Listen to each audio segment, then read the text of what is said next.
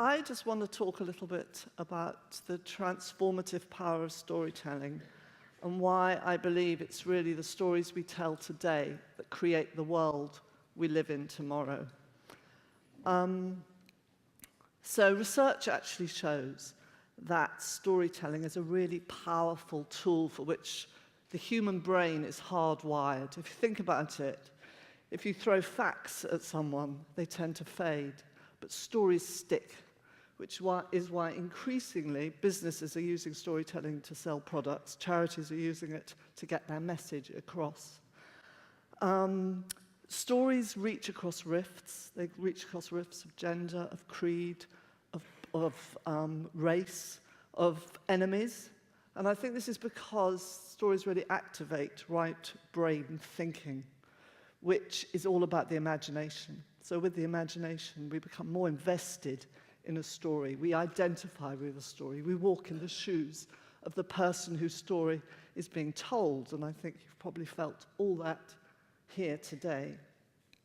So it's a really powerful tool to open the heart. So I just want to say, how I got into this area of work, storytelling. First of all, a few years ago, I came across this quote: "A story told at the right time in someone's life can shine a light sufficiently bright to illuminate the way ahead on the map of life." And it struck me when I read this, that this is what the work I've been doing does, and this is why stories have power. So my work began in 2003 when I was working my work in this area of storytelling and forgiveness. Began in 2003 when I was working as a journalist, and I saw this picture. It was across newspapers and headlines across the world, and it was a picture of 12-year-old Ali al-Bass, who in the opening days of the Iraq War had lost both his arms, and I've cropped the photo because it was so distressing, and his entire family in a US missile.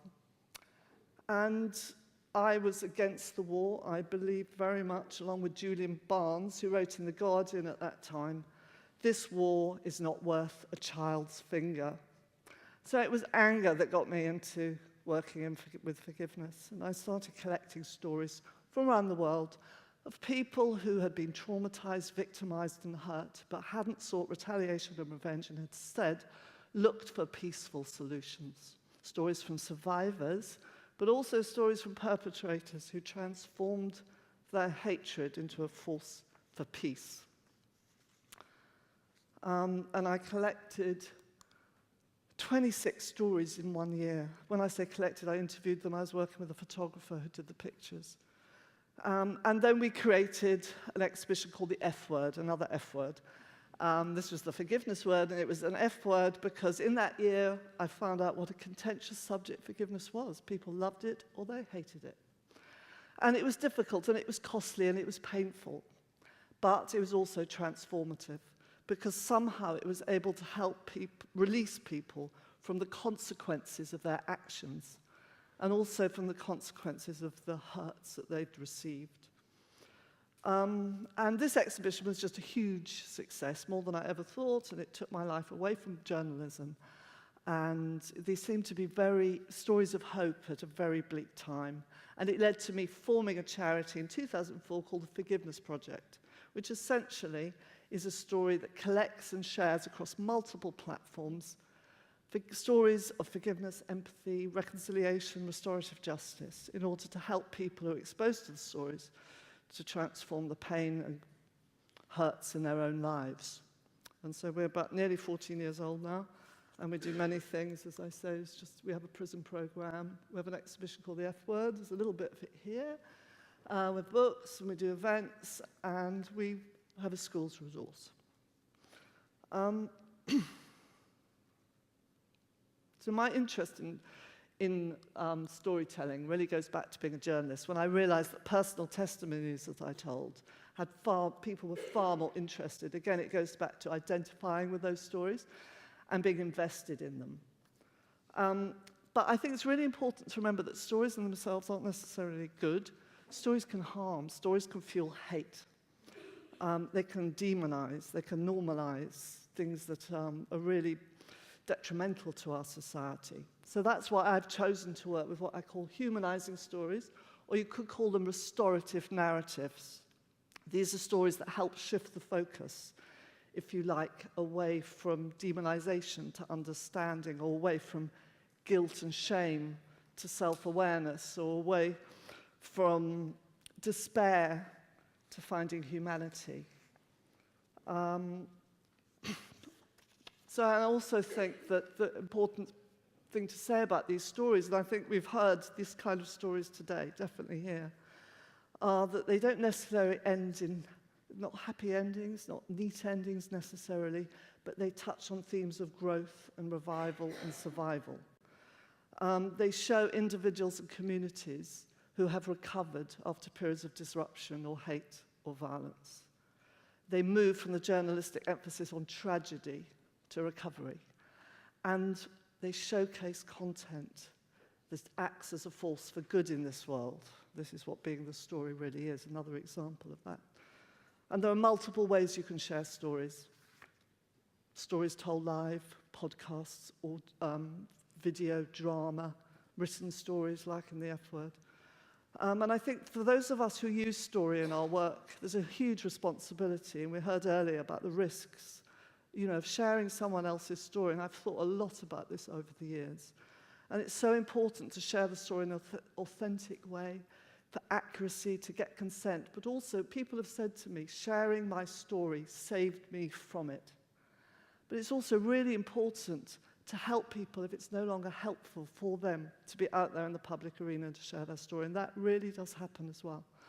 It's also important to guide people in the storytelling, because sometimes you want it as working with story to land and have the right impact, but sometimes it doesn't. And once we took a woman into a prison, sharing her story to young offenders, and it was the anniversary of her son's death, and the perpetrator had never been found, and she was told her story in a completely different way to how I'd ever heard it, because she was so upset and angry that day. And she said to the young men, she said, "Why do you do this? Why do you hurt your mother so?" She got more and more angry, and as she did so, I watched them close off and become defended, because it was like she was blaming them. And the story didn't land, and the story didn't have impact. And so we have learnt a lot about how we can support our storytellers along the way, and also support audiences and people who receive the stories, because they can be triggered or re-traumatized from hearing a story, and you have to give accurate information and help people who are receiving the stories. And so I just want to end briefly by just sharing 3 of our storytellers, just through what they've said about sharing their story. So this is Mary Johnson and Oshea Israel. Their full story is over there if you should like to read it. But basically, Oshea killed Mary's only son, and after years of being in prison, she met him through restorative justice. They actually became neighbors, and they now speak publicly, sometimes together. And Mary says, "It's not easy for us to stand side by side and share our story, but I say to other mothers like me that talking and sharing your story is the road to healing."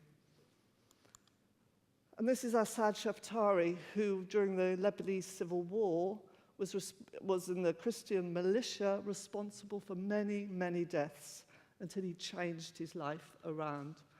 And he said, "I would venture into the jaws of hell if my story could shift just one person's mind and move them away from violence."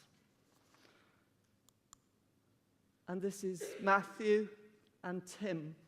And Matthew, at age 13, had been thrown out of home because he was gay, and he was beaten up by a gang of skinheads, by slightly older than him. Years later, nearly 3 decades later, he meets, I won't tell you how, it's a long story, with Tim, and it turns out they find as they're talking that Tim was the guy who really laid the boot in, and I should have said that Matthew was left nearly for dead, terribly badly hurt, and for 26 years didn't really tell anyone, because even though he was attacked, he felt full of guilt and shame. And Matthew now says, even though I wasn't comfortable publicly sharing a story that I denied for 26 years, it seemed the best way of dealing with my feelings. So to conclude, I think stories, I've learnt through all the work that I've done, that stories have been born witness, and bearing witness is incredibly powerful. And as Maya Angelou says, there is no greater agony than bearing an untold story. But equally, as Ben Okri has said, the poet, stories are the secret reservoirs of values. Change the stories individuals and nations live by and tell themselves, and you change the individuals and nations. This is why I think storytelling is our key and most important tool for change in the age that we live. I'm absolutely passionate about it, and I know Jude is, and probably most of us in this room. So just the last slide. This is a drawing done by a female prisoner at Eastwood Park in one of our programs that we run there. And this was her drawing of what she shared, of her expression rather, of having heard a story. We had a victim survivor come in and share her story, and then all the prisoners in the room, the participants, shared their stories. And this is how she reacted. I won't try and explain it because you can see exactly what it means. It means that stories told firsthand, they stick, they open up much needed conversations, and they create connection, collaboration. They help us overcome our differences and defenses. And as I say, they are a key tool for change. So I'm going to hand back to Jude. I just want to say there are some of the F-word exhibition is in this room. Even if you just read one story, I'd invite you to go to the picture during the rest of the afternoon that maybe attracts you most. I'm particularly going to just mention Shad at the end. Shad has done a lot of work in restorative justice and tragically just died very recently. So when I came in and saw the picture there, I was obviously very affected by it. But it's great that someone like him, who is so passionate about storytelling, is still telling his story. Thank you.